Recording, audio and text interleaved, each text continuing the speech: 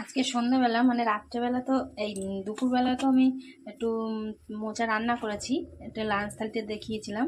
আর এখন যেদিন মোচা করি সেদিন একটু মোচা রেখে দিই, সেই মোচাটা সন্ধ্যাবেলা একটু চপ করে খাওয়া হয়, বেশ ভালো লাগে। মানে মোচার তরকারিও খাওয়া হলো আর মোচার চপও খাওয়া হলো। তো আজকে নিরামিষ, মানে বৃহস্পতিবার, সেই জন্য নিরামিষ মোচার চপ করছি। একটু আলু সিদ্ধ রেখেছিলাম, মানে মোচার সঙ্গে একসঙ্গে সিদ্ধ করেছি।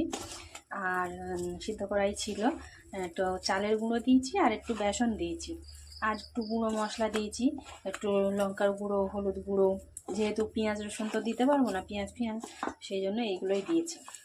দিয়ে এটা একটু চপ করব, কড়া বসিয়ে দিয়েছি। তো আমার মাখানো রেডি। এবার অল্প অল্প করে নিয়ে একটু তেলে দিয়ে দেবো চ্যাপটা চ্যাপটা করে।